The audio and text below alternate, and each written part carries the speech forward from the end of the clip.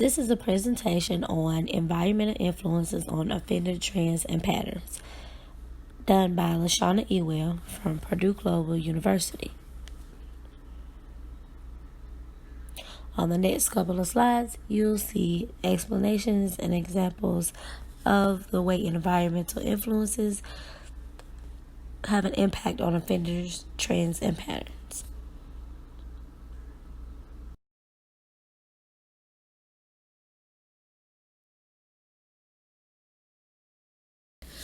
What are environmental influences? Environmental influences are the things that surround a person that can have influence on their behavior in some type of way.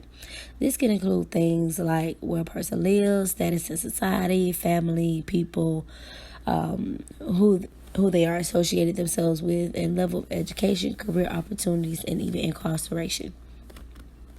An offender commits crime and creates their own trends and patterns, or could follow the next trend or pattern, and these can be influenced by environmental situations of any kind.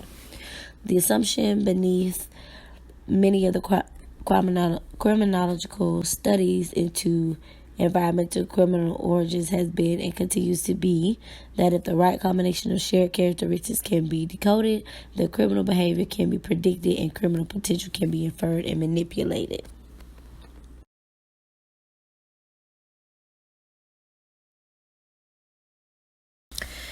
Environment and poverty.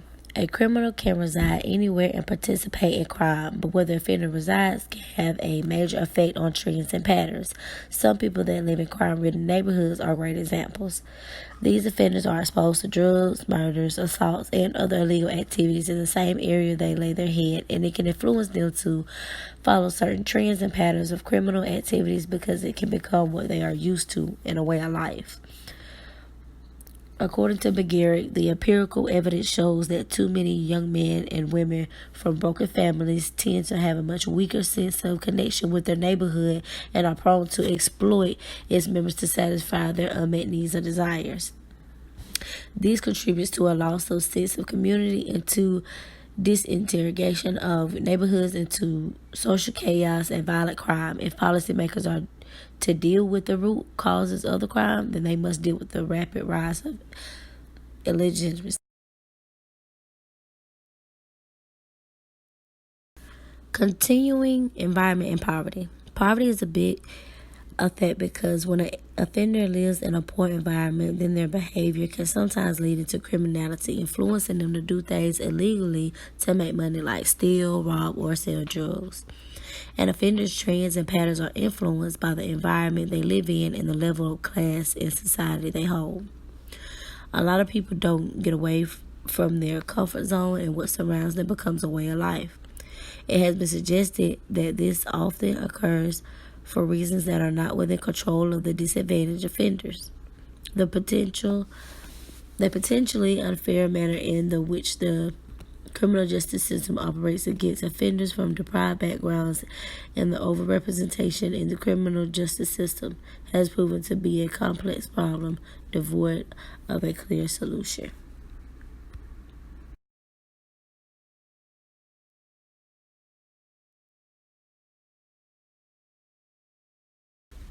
Family and social society.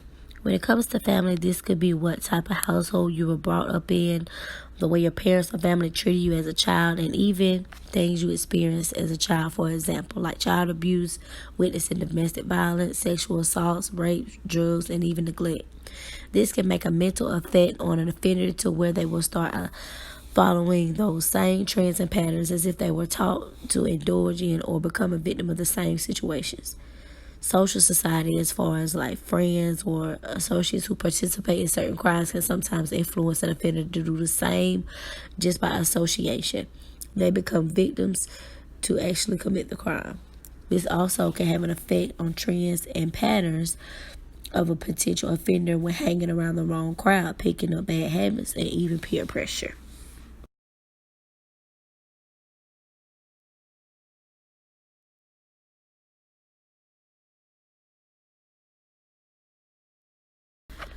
Continuing family and social society. According to the General Social Surveys, 10% of adults who live in an intact family as adolescents have ever been picked up or charged by police, compared to 17% of those who lived in non-intact families. The type of aggression and hostility demonstrated by a future criminal often is foreshadowed in unusual aggressiveness as early as age 5 and 6. The future criminals tend to be an individual rejected by other children as early as the first grade, who goes on to form his own group of friends, often future delinquent gang. In the case of future violent criminals, these tests, in the absence of love, affection, and dedication of both parents, become perverse exercises, frustrating the child's needs and stunning their ability to belong.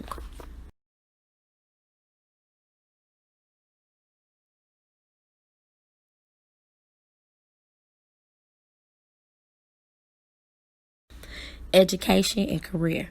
When a person who has failed in education or has a difficult time with academics throughout life, this can have a tremendous impact on the way they move throughout life.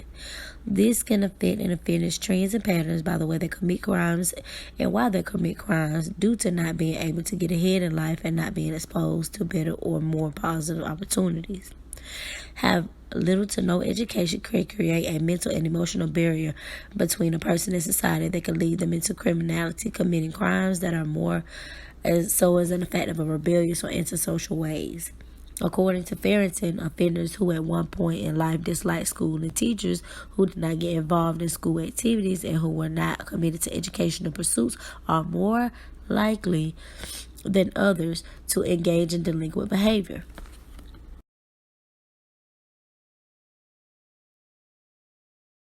Continuing education and career.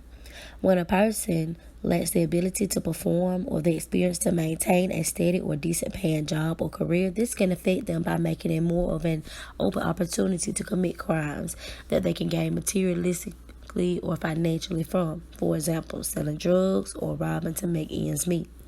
Offenders' trends and patterns become one of survival rather than other reason to commit crimes. An offender can be more prone to deviant behavior when they are not on the right track to provide or support themselves or their families. So they are influenced by the mental mindset that they have to do something to make ends meet, no matter what it is or the consequences of it. Many applications will automatically disqualify those who have felony convictions, barring them from many convicts. Those making hard through a step might be hit with a background check that disqualifies them as well. This can make it very hard for an offender. Incarceration.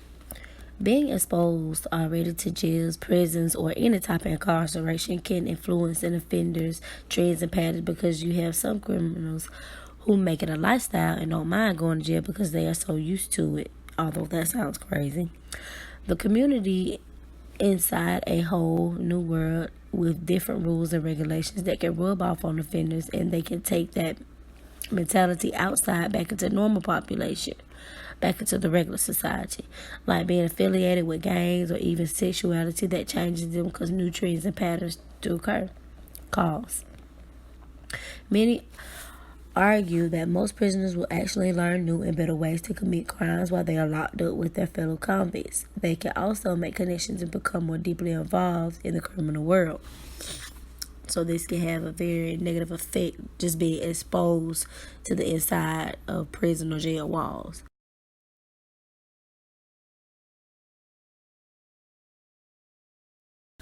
On this slide list references of the pictures and literature, all the resources that were used to help create and back up all the information inside of the presentation. Thank you so much for listening, you all. Have a good day.